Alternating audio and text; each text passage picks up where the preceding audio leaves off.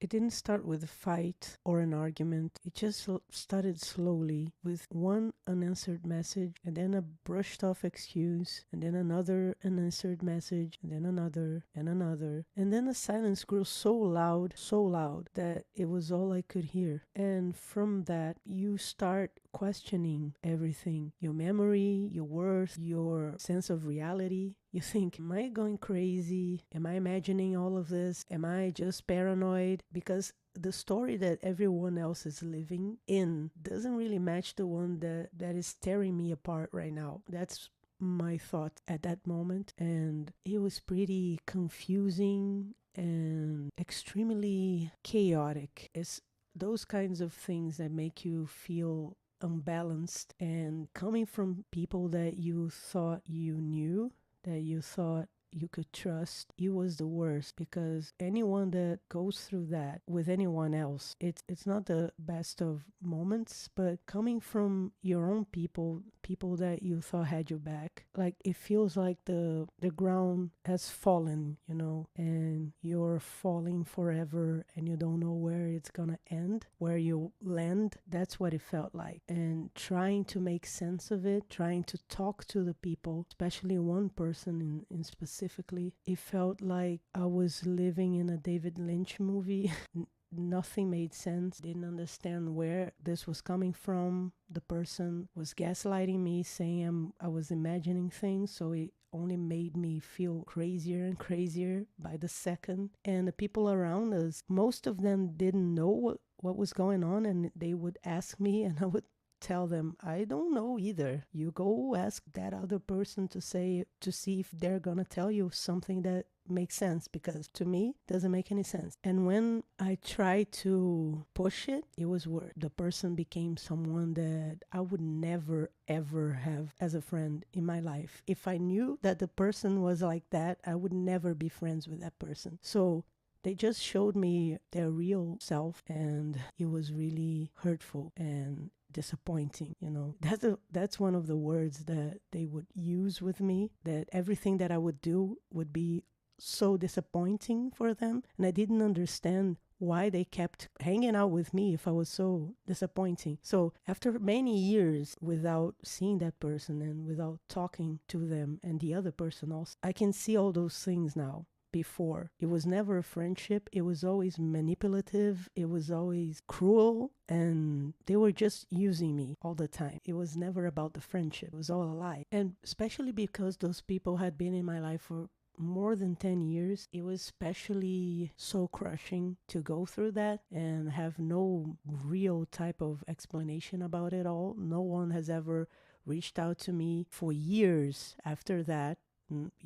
Even though they would say, no, let it be, that once I'm okay, we'll talk. I'm just like, it's been years. Nobody has ever reached out. So to me, it's really disappointing and extremely heartbreaking to understand that you never mattered to those people that you thought cared about you, because I did care about them, and it was really hard for me. So it took me all those years to finally understand that I had to grieve and to get closure for myself, because they would never do that for me. To expect that someone has your back, that someone is your friend, that it's going to be there for you when you need the most, and when they turn their backs on you when you're starting to get better, because it was exactly when I was starting to get better in therapy. I was going to therapy, and when I started to get better, they magically started wanting nothing to do with me. So it says a lot,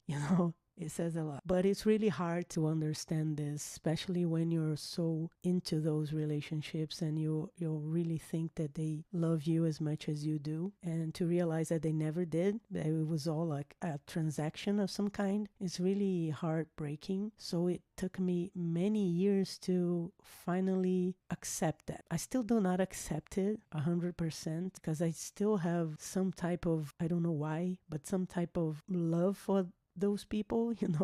I don't know why, but I think love is like that. It's like unconditional, unfortunately, sometimes. But for me, it's really important to let go of these feelings, because I've been having these feelings for so many years, and I was thinking that I had let go. So I finally decided to do that through music because it's the best way that I do it. And it came to me while I was working on another EP, and the feelings and the lyrics started coming, and it didn't have to do with the type of EP that I wanted to write. So I just let that EP, like, put it on a shelf for now, and decided that I had to write that story right now because I needed to deal with it. And I think it's because I've been through so much last year, so many dark feelings, that these ones came up. And I think it was time for me to speak about, because I realized that I was really running from those feelings. I didn't want to feel that. I was scared to face them and just go back to the person that I was, that I didn't want to be anymore. Like the person that would do anything for the people that would manipulate me all the time emotionally, And I had become a more secure person after going to therapy, and I did, but I was still fearing going back to the first person, the person that I was before. And not only I didn't want to meet those people anywhere in my life because they live in the same city as and they're still alive. So I had to, the first thing that I would never think about was grieving people that are still alive. And I realized that I have to do it because to me, they're dead. I've never seen them again. They are not in my life anymore for years now, all of a sudden. And it's like a death. It's exactly like a death. The person just disappears from your life and they're all fine with it, but to hell with you, So I finally realized that I, not only the closure, but I had to grieve those friendships that I thought existed and that never did, even though it was all in my head, it was all my imagination, the relationship that I think it was, but it never was, I had to grieve those, like I grieve my characters when I write them and they're gone. And like I said, I decided to do that through music. It forced me to do it. I didn't want to do it, but music just came and I decided to make it my closure. So the title of the EP is going to be The Final Nail in a Coffin. I thought it was like the best thing for me to just like let this all go, just put it all in one place and let it go, like release it, once and for all. And maybe those people will hear this and they're gonna be upset, but I don't fucking care. That's the truth. I don't care anymore. They don't care about me. I don't care about them. I'm over that. And one of the things that was making me uneasy about writing those songs was like feeling like a teenager again. And I didn't think this was very mature of me to write those lyrics and be angry. And I didn't want to be that whiny teenager like I was in my 20s. It wasn't even a teenager, but it felt like it. And then a couple of days ago, I saw a video from Amanda Palmer talking about the new songs that she's writing. She's been writing for Dresden Dolls, and how she was feeling like that because she's in her 40s and she was feeling immature for writing the same angry songs that she would write when she was 20. And then she realized that it's not the same thing. It's the way that she knows how to deal with pain and anger and these hard feelings that she's going through, and that she's not going to be ashamed of that anymore. And it made me realize that I'm just like that. I don't have to be like that all the time, but if I need to, if I want to, like right now, I am allowed. I also had Trent Reznor a lot in my mind. I've been really into Nine Inch Nails again. I've been watching those videos from them going back to tour, and I really wish that they would come to Brazil so I could go to one of those shows, because him and Tori Amos and Brian Molko and Alanis Morissette, they have all been in my head during this time, because they all have this mix of hurt and anger and resilience and intensity in their songs and lyrics that I love so much. And I really connect to that type of music and those types of lyrics and that manner of expressing yourself. So they have been my inspirations through all my life, but right now more than ever. And especially now that I've realized that I need to start being vulnerable if I truly want to connect with people who will enjoy and follow my music and the art that I make. And that might seem obvious to some people, but to me, when I realized that, it sounded like a big revelation. And it's been a very special journey for me to go through all this and finally realize that I have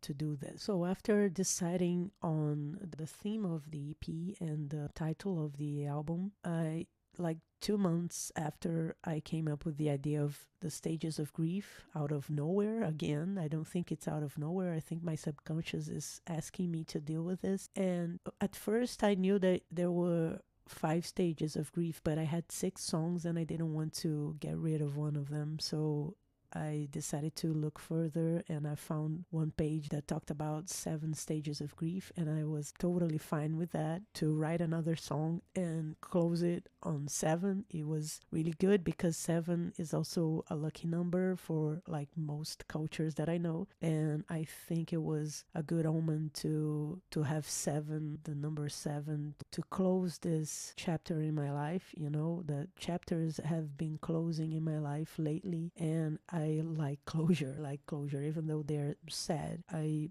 would rather have closure. I think most people would agree with me on that. I would rather have closure than like suffer forever in the hope of something that would never come, you know. So I wrote one more song and I closed up in 7 songs, and the first single that I'm gonna release this month on the 29th, August 29th, is Gaslighter. And I don't think I have to explain it a lot because I've already talked a little bit about the friend that would gaslight me all the time. It is about that friend and the way that they made me feel all the time. All the time. It wasn't just the end, all the time. And this one is inspired by stage 2 of grief, which is denial, because it was really hard for me to finally accept that that friend wasn't really my friend, that they were gaslighting me all the time and thinking that this was fine. And that person hurt me in a way that nobody else has ever done before. So congratulations to that person. If they wanted that, they got it, because I felt betrayed in a way that nobody has ever betrayed me before. And this is saying a lot because I have felt betrayed so many times in my life in the past. So once again, congratulations. So this one is one of the songs that hurt the most for me to write, because I truly believe in that friend. I really thought that that friend was for real, that friendship was for real. And when they just showed me their true colors after so many years of manipulating my feelings, it was horrible. Like I said, it felt like death. And watching the movie Gaslight, when I researched a little about the expression gaslighter, which is so, I think it's more or less modern, I wanted to watch the movie, so I watched the movie, and it made me feel very uneasy because I started going through that process with that person all over again in my head, finally realizing how someone I've trusted so deeply have manipulated me so much and gaslit me to believing that I was the problem and I was the one to blame for every little thing that happened between us. And when I tried to confront them and their behavior, was even worse. It was disheartening and frankly heartbreaking. I didn't want to face that. Like I said, I still had a lot of love for that person, and I didn't want to believe that they were so cruel and cold and vicious, you know. However, last year I finally started accepting that, although I haven't accepted 100% yet. Like I said, it wasn't easy. It was pretty hard and painful and physically hurt to deal with those feelings. It still does. And it was pretty hard singing this song and the other another song, which is even worse than this song. I got so emotional so many times, but it was good for me to feel that I was finally letting myself grieve that friendship and that thing that I thought was and never was, and feel those feelings that I needed to feel in order to let this all go and move on from this. So I'm happy that I'm finally working through that and turning this into a piece of art, because this is the most important thing for me in the way that I can deal with my pain. So this is the story that I've never thought I'd tell. I really didn't want to tell this story. I tried my best not to tell this story. I wanted to run from the story. It's raw and it's not finished yet. But if you ever felt anything like this, I'm inviting you to follow along and let's see where it goes. The story is just beginning. And if you've ever felt betrayed by a friend or felt gaslit by someone like that or similar to what I've just said here in this video, please, if you feel comfortable, share it with me in the comments and let's try to heal together, because I think that really going through it with other people who have also felt that kind of pain helps us to heal together. And I think together we heal better and we heal faster. So thank you for listening. Thanks for watching. Thank you for being here, for caring about this and about this topic and this process. I'm really grateful for you, and I hope to see you in the next chapter.